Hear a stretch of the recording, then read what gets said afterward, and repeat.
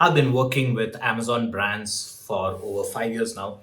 And in my experience of working with these brands, I've come across many situations where a brand fails,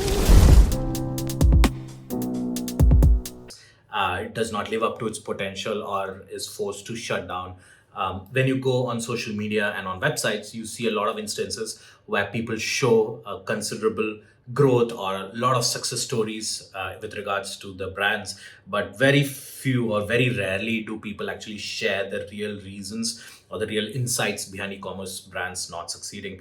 I have been able to I work with hundreds of e-commerce brands. A few of them have not worked out, and I wanted to share the 5 reasons that I've generally seen the reasons behind these brands failing.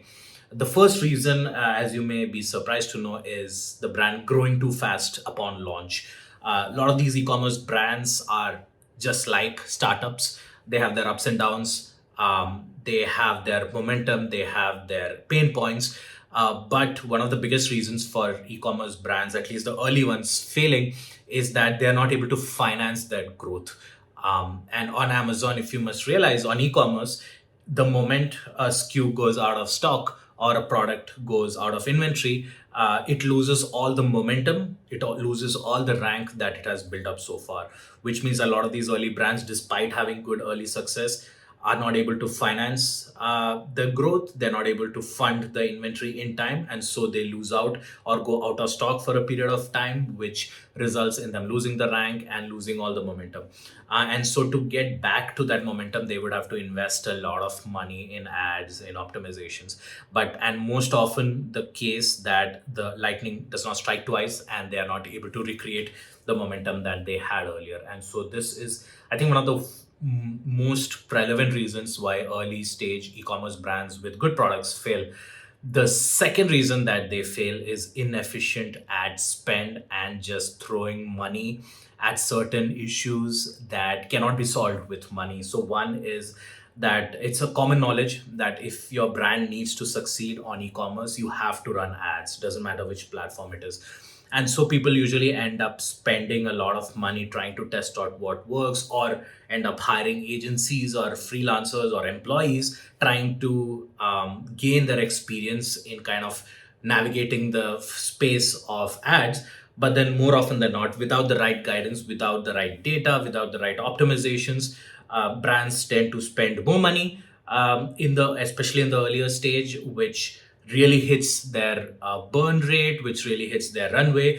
And so they end up in a situation where the investors or their stakeholders realize that it is just not profitable to scale the product through e-commerce. And a lot of these early brands, e-commerce is a critical piece in their growth journey. So that's the second reason why e-commerce brands fail. The third is kind of tied into the first one. It's logistical and in-stock issues because of the pandemic and a lot of everything that has happened recently. A lot of brands are suffering from logistical or operational inefficiencies, and most of the time it's not their fault. The suppliers are not able to supply the products in time. They're not able to forecast correctly. I think forecasting or lack thereof is a big piece in a lot of these brands, not able to accurately predict how much money they need to be spending in inventory, which results in stock out situation, and which results in competitors getting an upper hand on them. The fourth problem, and it's not as common, but it's more common than you think, are product issues. If the product is not good, or they're not targeted to the right audience, or they're overpriced, and if they're underpriced. So mispricing is a huge issue in e-commerce. Obviously, if it's overpriced, you get overtaken by competitors who offer similar products at a lower cost, and it's not very hard to do that. And underpriced, you land up burning more cash. It's a race to the bottom, and you don't have enough profits to justify investing more money in the growth. So there's the product related issues, including pricing, is the fourth reason that I've seen that e-commerce brands fail.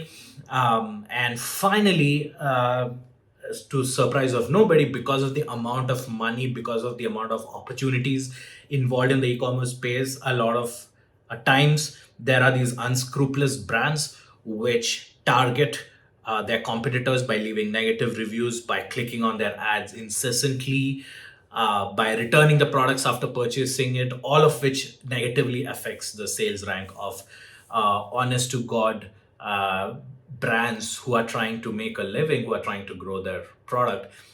There have also been situations unique to Amazon where it's called buy box hijacking, where a seller can sell the same product that somebody else is selling at a lower cost, having the same reviews and the product page. So that is a big issue in the world of e-commerce, especially with a lot of Chinese and Asian sellers who try to capitalize on popular brands by hijacking the buy box.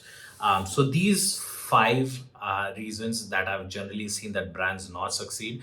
There are a few of these which you can overcome, like inefficient ad spend can be overcome by smart optimization, including using platforms like Xena, and the growing too fast can be controlled by accurately forecasting, which again Xena is able to do.